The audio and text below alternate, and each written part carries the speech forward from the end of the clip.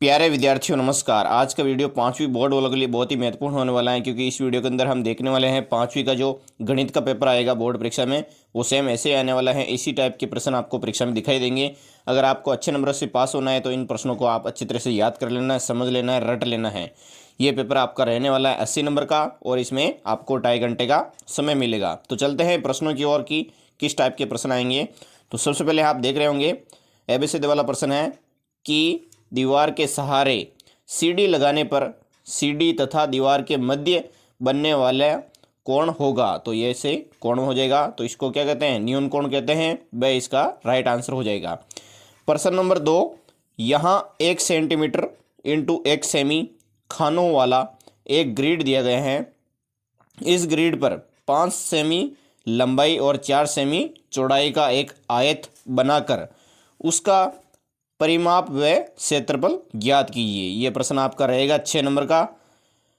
आपको आयत का चित्र यहाँ पर दिख रहा है, तो इसका क्या करना है? परिमाप व क्षेत्रफल ज्ञात करना है। तो सबसे पहले इसका परिमाप ज्ञात करने के लिए इसका सूत्र लगाएंगे। आप देख रहे होंगे आयत का परिमाप बराबर 2 इंटू लंबाई प्लस चौड़ाई। तो 2 इंटू 5 प्लस 4 इसमें दिया गया है लंबाई और चौड़ाई। तो इधर क्या हो गए? 9 हो गए। तो इन 9 को 2 से गुणा करेंगे तो 9 2 18 होता है। तो 18 सेंटीमीटर इसका आंसर हो जाएगा। अब इसका क्षेत्रफल ज्ञात करेंगे। आयत का क्षेत्रफल का सूत्र है लंबाई इंटू चौड़ाई। तो लंबाई तो है 5 सेंटीमीटर और चौड़ाई है 4 सेंटीमीटर। इन दोनों को गुणा करेंगे तो 20 वर्ग सेंटीमीटर इसका उत्तर आएगा।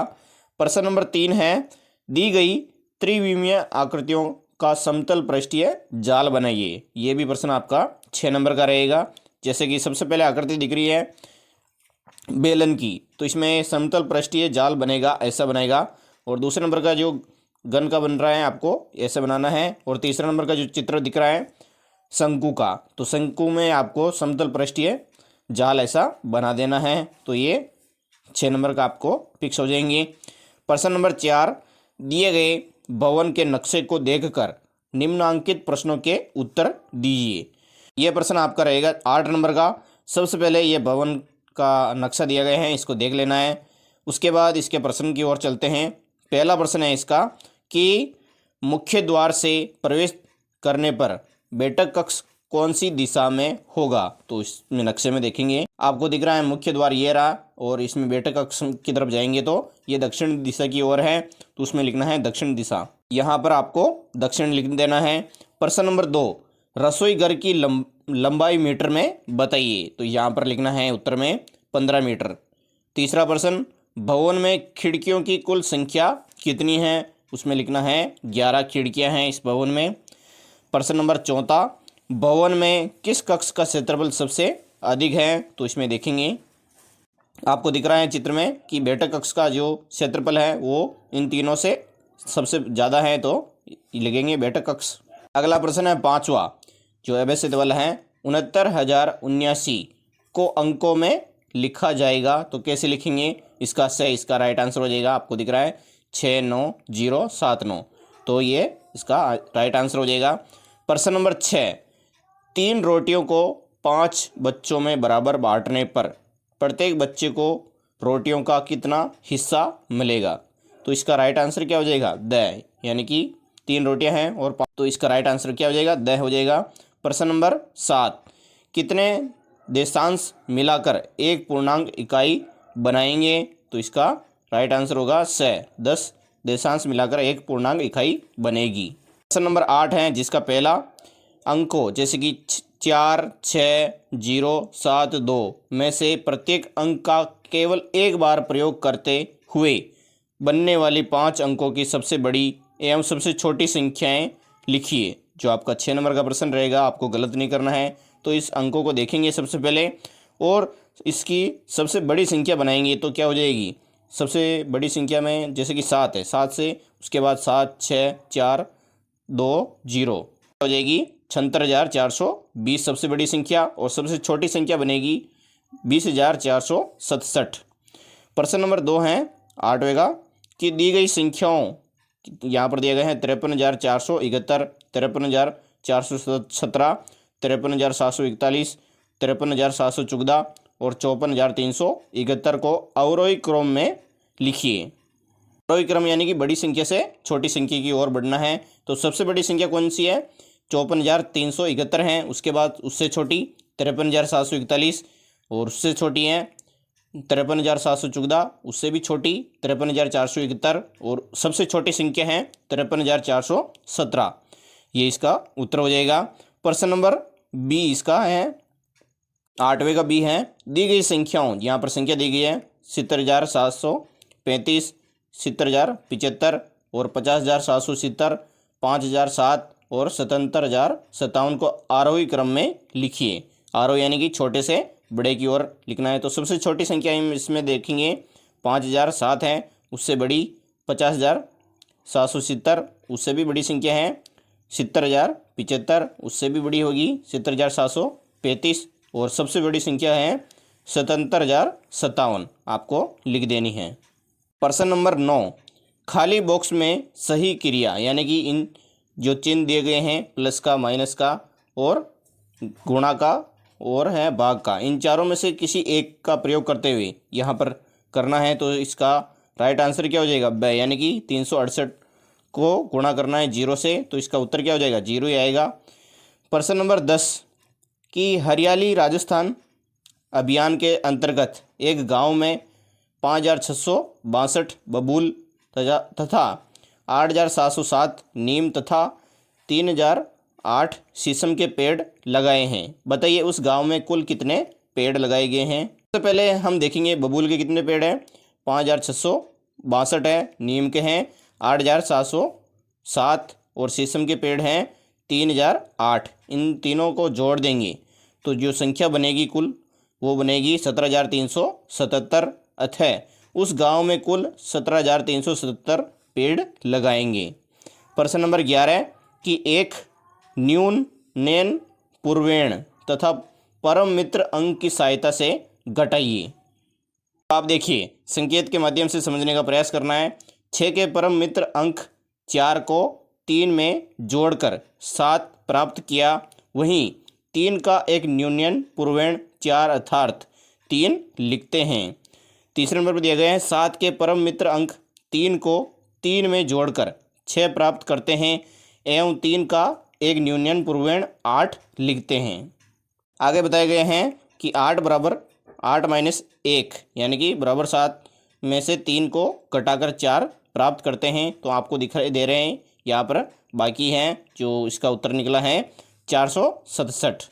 प्रश्न नंबर 12 योगेश का वेतन यानी कि सैलरी कितनी है? 18,600 रुपये प्रति माह है। एक महीने में कितनी मिलती हैं?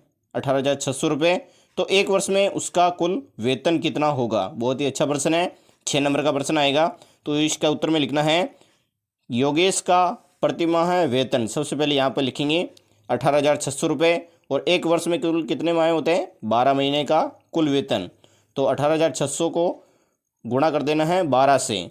तो यहाँ पर देख सकते हैं, तो यहाँ पर गुणा करना है 18,600 को 12 से। तो 2 से सबसे पहले गुणा करेंगे तो यहाँ पर संख्या आएगी 0 0 2 7 3 और 1 से गुणा करेंगे तो इंटू लगाना है सबसे पहले, उसके बाद 00 6 8 1। तो इसमें जो कुल संख्या आएगी वो कितनी आ जाएगी? 2,23,200 इसका उत्तर हो जाएगा। अतः एक वर्ष में योगेश का कुल वेतन हो जाएगा 2,23,200 रुपये। प्रश्न नंबर 2 है इसका कि निशा के पास 456 सेब हैं यानी कि एप्पल हैं। तो बताइए निशा के पास कुल कितने दर्जन सेब हैं? तो एक दर्जन में 12 होते हैं और कुल सेब कितने हैं? 456। तो निशा के पास सेबों की संख्या दर्जन में यानी कि 456 को आपको 12 से भाग दे देना है। तो यहाँ पर 38 आएगी। आगे यहाँ पर भी दिखाए गए हैं कि 12 इधर लिखना है और 456 इधर लिख देना है। इनको हम भाग से करेंगे तो क्या जाएगा? 38 इसका उत्तर हो जाएगा। प्रश्न नंबर 13 जिसमें बॉक्स में सही अंक भरिए। यहाँ पर जो संख्या दी गई है इनमें आपको भरना है, यानी कि जो रिक्त स्थान है उसमें कौन सी संख्या भरेंगे ताकि इनका उत्तर ये आ जाए। तो जैसे कि 6 और 8 कितने होते हैं? 8 5 13 और 1 14 का यहाँ पर 4 दिया गए हैं और 1 यहाँ पर दिया गया है। तो 1 और इसमें क्या लिखेंगे 9 लिख देना है, तो 10 हो जाते हैं। 10 का 0 हासिल का 1 हो जाता है। 1 और 9 कितने होते हैं 10, 10 न 7 17। तो यहाँ पर जो संख्या आपको भरनी है वो 9 भर देनी है, ताकि इसमें जो संख्या बनेगी 16,704 इसका उत्तर हो जाएगा। अगला प्रश्न है बूझो तो जाने। एक पहेली है, मैंने सोची एक संख्या उसमें जोड़ा 10, अब घटाया 10 उसमें से, फिर भी पाया 10। सोची थी मैंने जो संख्या, बता सकते हो बस। यानी कि 10 सोचा था, तो इसमें 10 जोड़ा भी है 2 बार, दो कितने हो गए 20। 20 में से वापस 10 घटाया तो कितने हो गए 10 वापस, इसका उत्तर हो जाएगा। प्रश्न नंबर 14, दिए गए ग्रिड में 12-12 खानों को छायांकित करके बनाई जा सकने वाली सर्व संभव आयताकार टाइलें बनाइए। यह प्रश्न रहेगा 6 नंबर का। तो आपको आयताकार टाइलें बनानी है, तो आयत के आकार की, जैसे कि 12 यहाँ पर खाने दिए गए हैं, इसमें आपको क्या करना है छायांकित करना है ऐसे। और इधर भी आप कर सकते हैं, नीचे वाले में भी, और इधर भी आपको आयत बना देना है। जो तीनों आपको दिख रहे हैं आयत, इन तीनों में 12 डिब्बे हैं जो छायांकित हैं। हमारा अगला प्रश्न है 15 कि दिए गए बाटों की सहायता से कितने किलोग्राम चावल मिलेगा। यह प्रश्न आपका रहेगा 3 नंबर का। तो यहाँ पर 2 किलो प्लस 1 किलो कितने हो गए 3 किलो प्लस यहाँ पर 500 ग्राम, तो 3.5 किलो हो गए, और प्लस 100 ग्राम, तो इन चारों को जोड़ देंगे तो यहाँ पर बनेगा 3 किलो 600 ग्राम। प्रश्न नंबर 16, रिक्त स्थानों की पूर्ति कीजिए। यहाँ पर 3 घंटे में कितने मिनट होते हैं 180 मिनट होते हैं, और 270 मिनट यानी कि 41/2 घंटे होते हैं। 2.5 मिनट में 150 सेकंड होते हैं। प्रश्न नंबर 17, मनीष की ऊंचाई 6 फीट है, उसकी ऊंचाई इंच में कितनी होगी। इसका उत्तर में हमें लिखना है 1 फीट में कितने होते हैं 12 इंच होते हैं, तो 6 फीट में तो 6 × 12 यानी कि गुणा कर देना है, तो 72 इंच इसकी ऊंचाई हो जाएगी। अतः मनीष की ऊंचाई 72 इंच होगी। प्रश्न नंबर 18 है, दी गई रेलवे सारणी देखकर निम्नलिखित प्रश्नों के उत्तर दीजिए। ये प्रश्न रहेंगे आपके 8 नंबर के। तो यहाँ पर रेलवे सारणी दी गई हैं कि कौन कौन सी गाड़ियाँ आएगी, खजुराहो, उदयपुर, यहाँ पर देखिए बाड़मेर एक्सप्रेस, रानीखेत एक्सप्रेस, आश्रम एक्सप्रेस, पूजा एक्सप्रेस, मालानी एक्सप्रेस, आश्रम एक्सप्रेस, और गाड़ी संख्या यहाँ पर दी गई हैं 19,667। यहाँ पर अलग अलग संख्या दी गई है कहाँ से कहाँ तक जाएगी, और जयपुर आगमन यानी कि जयपुर में कब आएगी, और जयपुर से प्रस्थान यानी कि जयपुर से कितने बजे वहाँ से निकलेगी। तो यहाँ पर सब सारणी दी गई हैं। अब इसके प्रश्न उत्तर को देखते हैं। तो पहला प्रश्न है कि गाड़ी संख्या 12,915 कितनी देर जयपुर स्टेशन पर रुकने वाली हैं। तो आपको दिख रहा होगा अंडरलाइन में, यह संख्या है 12,915। आश्रम एक्सप्रेस इस रेलगाड़ी का नाम है, जो कहाँ से आएगी साबरमती से दिल्ली जाएगी। ये जयपुर आ जाएगी 13:35 यानी कि 1:35 पर आ जाएगी, और 1:45 पर यहाँ से चली जाएगी जयपुर से, तो 10 मिनट यहाँ पर पड़ी रहेगी जयपुर में। इसका उत्तर में आपको लिखना है 10 मिनट। दूसरी संख्या है मालानी एक्सप्रेस जयपुर से कितनी बजे प्रस्थान करेगी। इसका राइट उत्तर है यानी कि 2:50 पर जयपुर से प्रस्थान करेगी। तीसरा प्रश्न, आश्रम एक्सप्रेस जिसकी गाड़ी संख्या है 12,915 कहाँ से कहाँ तक चलती हैं। को इस सारणी में दिख रहा है आश्रम एक्सप्रेस ये रही, साबरमती से दिल्ली तक ये चलती हैं। अगला प्रश्न है, पूजा एक्सप्रेस जयपुर कितने बजे पहुंचती हैं। तो इसमें लिखना है 16 बजे यानी कि 4 बजे पूजा एक्सप्रेस है जो जयपुर पहुंच जाती हैं। हमारा अगला प्रश्न है 19वां, निम्नलिखित पैटर्न के लिए अगली संख्या होगी। ये एबीसीडी वाला प्रश्न है 1 नंबर का। तो इसमें 61, 55, 49, 43 यानी कि इसमें 6 माइनस कर रखा है, तो 43 से 6 माइनस करेंगे तो इसका राइट आंसर क्या हो जाएगा 37 हो जाता है, तो सही इसका राइट आंसर हो जाएगा। अगला प्रश्न है 20वां, निम्नांकित आकृतियों के पैटर्न की अगली आकृति कौन सी होगी। तो यहाँ पर दी गई है आकृति, सबसे पहले यहाँ पर पहले षटकोणीय आकृति दी गई है, उसके बाद ऐसी आकृति हो रही है, उसके बाद ऐसी, और यहाँ पर क्या बन रहा है, वर्ग बन रहा है। अब कौन सी हो जाएगी, त्रिभुज वाली हो जाएगी, ब इसका राइट आंसर हो जाएगा, यानी कि आपको दिख रहा है ब त्रिभुज है। अगला प्रश्न है 21वां, चौखाने पर बने आरेख को देखकर निम्नलिखित प्रश्नों के उत्तर दीजिए। 3 नंबर का रहेगा ये आपका। इसमें पहला प्रश्न दिए गए हैं, पीला रंग पसंद करने वाले विद्यार्थियों की संख्या कितनी है। तो पीला रंग आपको यहाँ पर दिख रहा है, ये वाला है जो चौखाने वाला, इसमें कितनी संख्या है, 5 विद्यार्थी है जो पीले रंग को पसंद करते हैं। दूसरा है प्रश्न, सबसे अधिक पसंद किया जाने वाला रंग कौन सा है। तो इसमें देखेंगे सबसे ऊंचाई पर कौन सा है, लाल रंग है, जो कितने हैं, 8 जने इसको पसंद करते हैं। अगला प्रश्न है कि तीसरा, समान संख्या में पसंद किए जाने वाले रंगों के नाम बताइए। तो नीला व सफ़ेद इसका उत्तर हो जाएगा।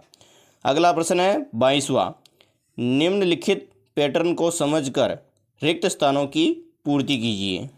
को दिखाई दे रहा है, 1 को 1 से गुणा किया तो 1 ही आएगा, और 11 को 11 से गुणा किया तो 121, और 111 को 111 से गुणा करेंगे तो कितनी संख्या हो जाएगी, 12,371। उसी तरह यहाँ पर 1,111 को वापस 1,111 से गुणा करेंगे, जो संख्या बनेगी आप दिखाई दे रहे हैं, इकाई, दाई, सैकड़ा, हज़ार, 10,000, लाख, 10 लाख, यानी कि 12,34,321 संख्या बन जाएगी। अब यहाँ पर पैटर्न दिए गए हैं, 11,111 को वापस 11,111 से गुणा करना है, जो संख्या बनेगी यहाँ पर दिखाई दे रहा है आपको, इकाई, दाई, सैकड़ा, हज़ार, 10,000, लाख, 10 लाख, करोड़, 10 करोड़, यानी कि 12,34,54,321 जो संख्या बन जाएगी। अब हमें अगला पैटर्न देखना है। सबसे लास्ट वाला पैटर्न बनेगा, 1,11,111 को वापस किससे गुणा करेंगे, 1,11,111 से गुणा करेंगे तो ये संख्या बन जाएगी। क्या संख्या आप देख रहे हैं,